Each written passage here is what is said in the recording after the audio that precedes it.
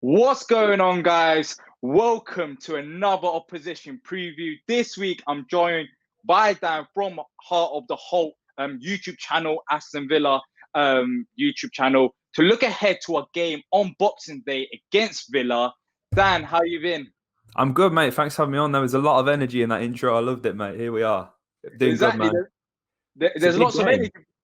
Yeah, there's lots of energy because you guys, the way you started, I had to start on a positive note as well. You're Yeah. right now. We're talking about being couple points off the top five after last season when we were facing you. You were fighting for survival. So, what's changed for you guys so quickly? I mean, it was only a couple months ago that we're talking about Villa potentially. Are they going to go down? Are they going to stay up? And now we're talking about Villa being looking up the table and looking at top five. There's so many bad things that have came out of this global pandemic. I don't know if you know, mate, but we're in a pandemic. Some people may not be aware.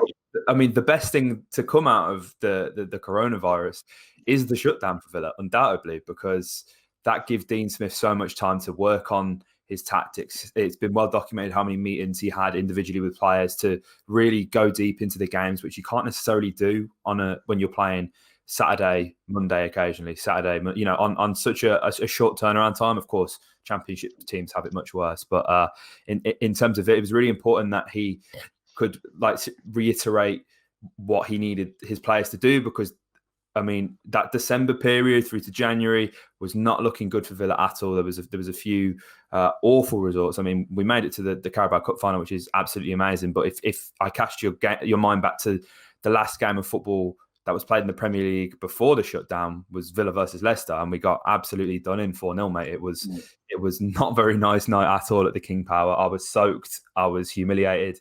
It was awful.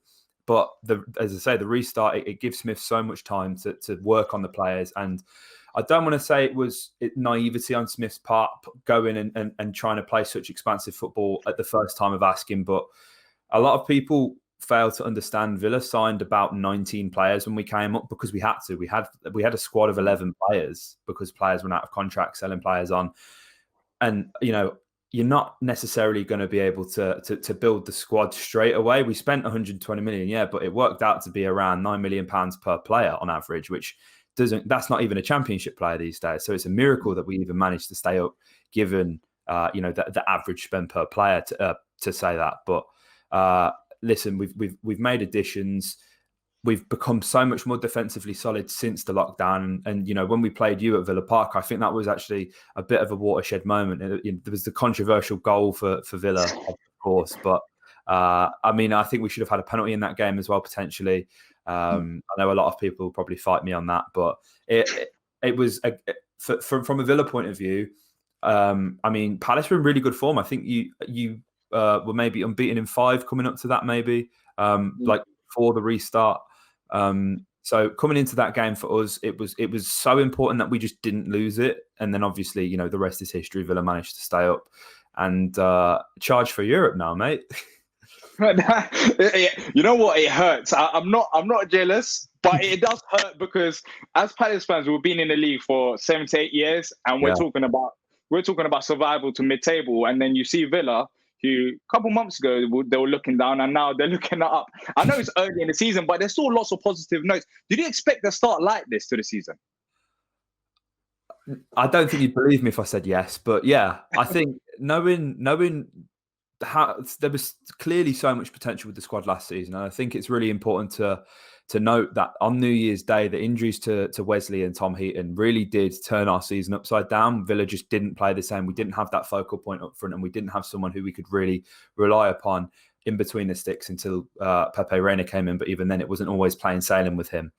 It's with the signings. I mean, Smith had been rewarded for keeping Villa in the league. They give him the money he wanted. He'd gone and signed Ollie Watkins, who was his number one man.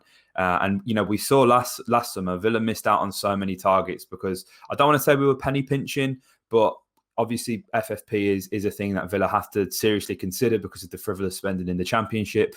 We've got to operate on a fairly tight budget. Thankfully, there's some sort of leeway because of the coronavirus pandemic in terms of, so many teams have made accumulated large losses, which is always going to happen when there's no football and you're paying your stars in excess of 120 grand a week. But that's the game. But no, I think I didn't actually expect us to maintain it for this long. If I'm going to be honest, the COVID Premier League's weird, and to be honest, to kind of lead into our game at home on Boxing Day, which is in 2 days' time from now when we're recording. Villa Park, albeit we've not had the best record, but Villa definitely benefits without having fans there. I don't want to slander Villa fans too much because I love us. I'd love to be there.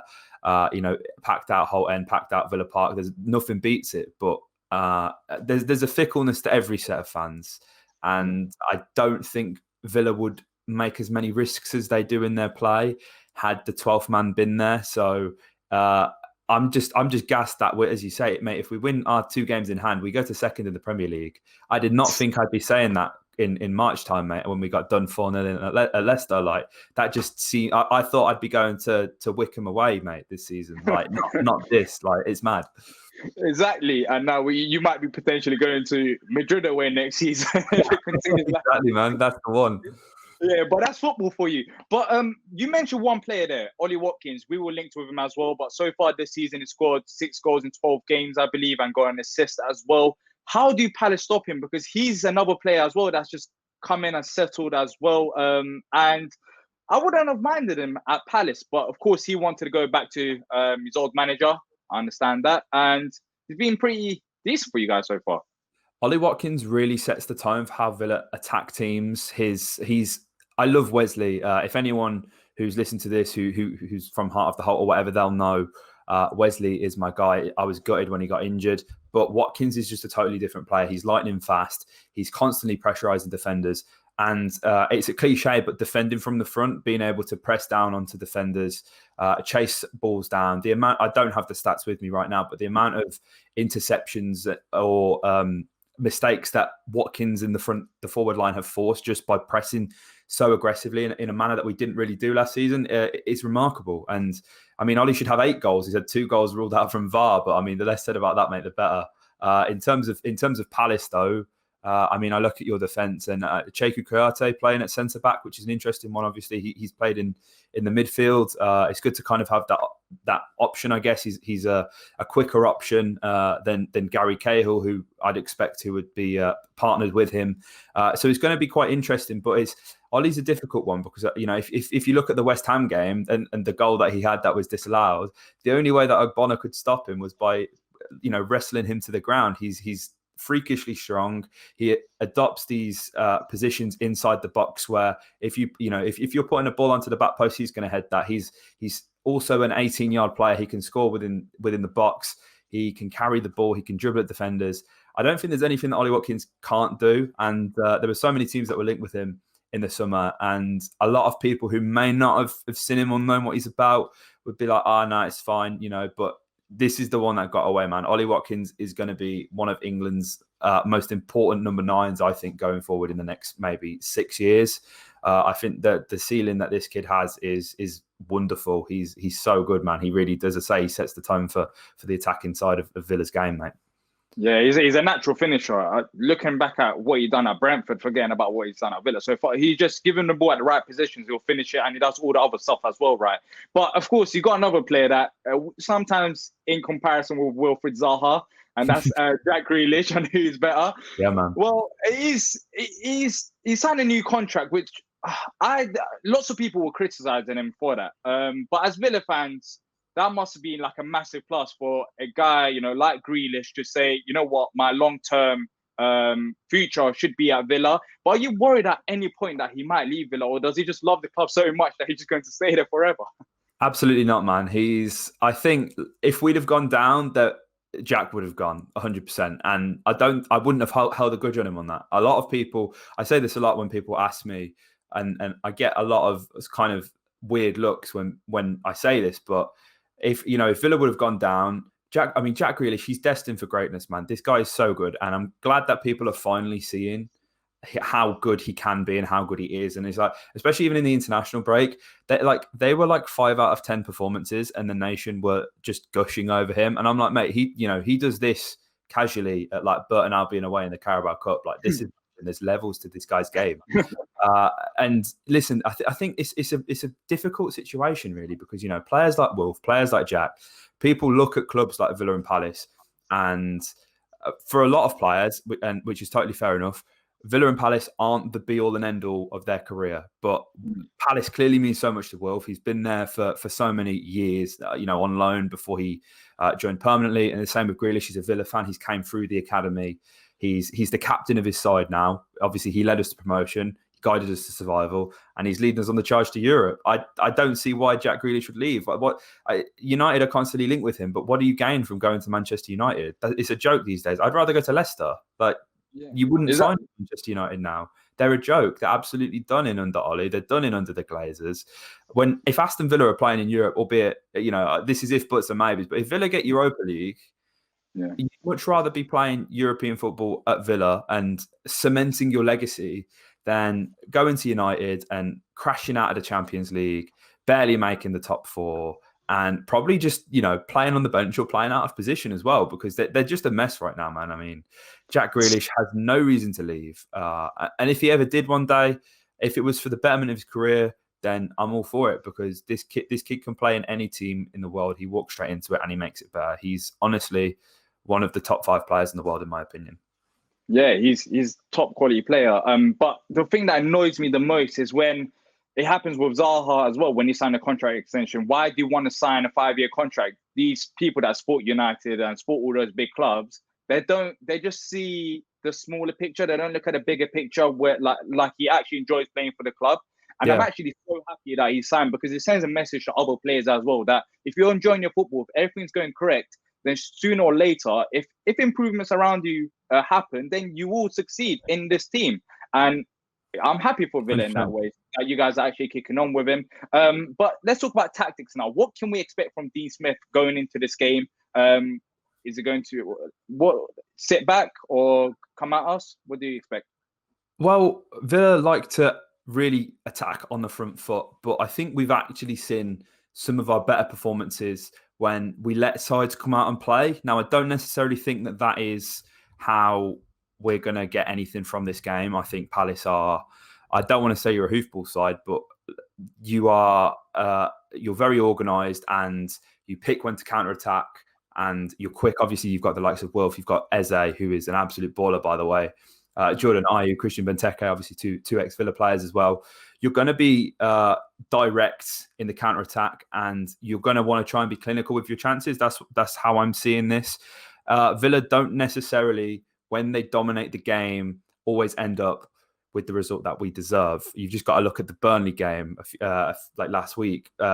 We had 29 shots in a Premier League game and we drew 0-0. And we had the share of possession. We had like 65% possession. Sometimes it just doesn't work that way. But then you got to look at Arsenal away, even the Liverpool game. We let Liverpool come onto us and we picked our moments to counter-attack them. It's important, I think. You're going to be very organised. You know what you get with the Roy Hodgson side. So I'm not quite sure how Villa are actually going to approach this, because I think we're going to look to try and dominate the possession. We're going to try and create the chances, because that's just the Villa way this season. We're creating so many chances. I think, if you look at the last time we played you, we probably only had 6 shots, I think, and we ended up drawing that game 1-1. Was it? You're going to see a very different Villa side on Boxing Day, mate. I think we're going to really attack the game. We're going to want to be on the forefront, but that will lend itself to Palace's strengths, which is counter-attacking, and we've got to be very wary of that. If you look at, interestingly, actually, the stats actually show that despite how influential Jack Grealish is, he's actually ranked 4th in terms of passes attempted for our Villa side. And the 3 players, funnily enough, that are actually ahead of him are all defenders in Matt Targett, Tyrone Mings and Matty Cash. So that shows you how Villa are going to play. We're going to want to play out from the back. The fullbacks are going to be pushing on, as you can see there with Cash and Targett. Sorry, they're going to be the ones who are going to be getting in these advanced positions, trying to put crosses into the box. It's funny because although I think Watkins, he has this heading prowess. We've seen him score headed goals. He's 5'11", and Villa are so insistent on playing crosses. We got some joy with that, obviously, against the Baggies with El Ghazi at the back post. So we like to play with these inverted wingers, have players pop up at the back post, whatever. You've got a very big defence, not only in Kouyaté and Cahill, but Van Aanholt, he's quite a presence as well. I really love him. He's going to be a very good player back. I'd love him, mate. Honestly, I mean, he's a bit of a baller. Yeah, you can take him. I'm sorry, but Van Aanholt, he's really. Am I off the ball with this one? Am I off the mark with this? Yeah, defensively, he's going forward, he can do his thing. We know what Van Aanholt can do, but defensively, just watch the Liverpool game itself, and he, for one of the goals, he literally had a fit on the pitch. Like, I don't know what he done. He decided to fly kick the air, trying to defend. So you can take Van Aanholt. He's actually running out of contract as well, so it's perfectly. Oh, wow. I mean, I'm sure someone would look to pick up a bargain there. I mean, at Villa anyway, Matt Targett can't defend; he can only attack. So I guess that's what I'm used to with my left backs, mate. Exactly. But we just lost 7-0, so it's good to have a balance. Yeah, good to have a balanced defender. But yeah, that's interesting with Villa. It seems like if you're coming at us, I'm just thinking we struggled with that against Liverpool, of course, 7-0. So it depends on how Palace line up this game. But how do you expect Villa to line up going into this game? And also, what's your score predictions? It's a difficult one, mate, because we've got a few players coming back, and I'm not quite sure how they fit in the team. Ross Barkley should be fit for this game, but given El Ghazi's form, which has seen him take the left wing position, which Jack Grealish has pretty much held now since God knows, like January, pretty much. He's been playing out wide. It's going to be interesting to see how he fits his players in. We've got, as I say, we've got him back. Trezeguet, I think, maybe back. I'm not too sure. But to be honest, I think the best thing that Villa can do is name a pretty unchanged 11. I think the only change that I would make would be for Ezri Konsa coming back in for Courtney Hawes. Nothing against Courtney again. Any listeners who are from Heart of the Holte will know Courtney's my guy. I really rate him, but he can't attack headers, and Ezri Konsa's already scored like 4 goals this season. Courtney had a header hit the post against Burnley, which I know Ezri would have buried.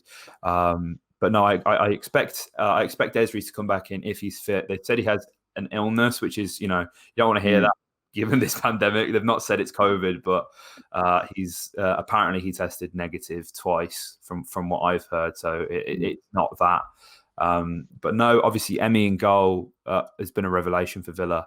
As I say, pretty much unchanged back 4. I'd put obviously you've got Cash. I'd put Konsa back in, Mings, Targett, Douglas Luiz holding things down in the midfield with John McGinn. I really like it when we play this double pivot. I think Douglas Luiz is so much more than just a 6. We've seen the screamers that he scored. He's so the way he dribbles with the ball, he just glides. It's almost like having a Brazilian Jack Grealish. It's magical.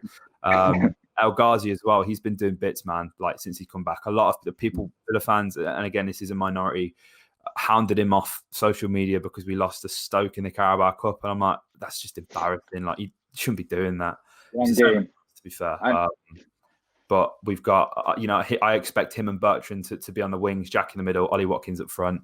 And hopefully that will lead Villa to a 3-1 win is what I'm going with. But I think my gut's telling me it's going to be a 1-1 draw.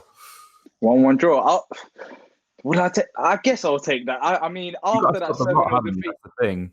Yeah, that's what I'm just thinking that it depends on I'm not even looking at the result mainly on this game. I'm looking at the reaction from the players because honestly, we played against Liverpool. I understand they're a great team and all that, but we were just so bad defensively. Like we've been bad defensively all season. We haven't been that great. Roy Hodgson's side is normally known for their defense, but we've only kept 1 clean sheet. So there's been concerns all season long. And then when you're losing 7-0, I don't care who it is. They're a great side, but it's still unacceptable. Of course, you guys beat them. Though, you score 4 though against them. You know, everything that Liverpool hit went in. I think Palace were unlucky not to have scored in that game. Yeah, especially in the first half. I don't know if it was unlucky or we were just that bad because there were some opportunities where if me and you was out there, even though we haven't played football together, I'm pretty sure you would have passed it to me and I would have finished, or vice versa. Like it was just so poor. So I'm expecting a reaction from Palace, but interesting 3-1. You guys should be looking at us, expecting us to beat us, and I guess in a way we should be looking at you. But I'll take a 1-0 as well. I just want to get something out of this game to kick on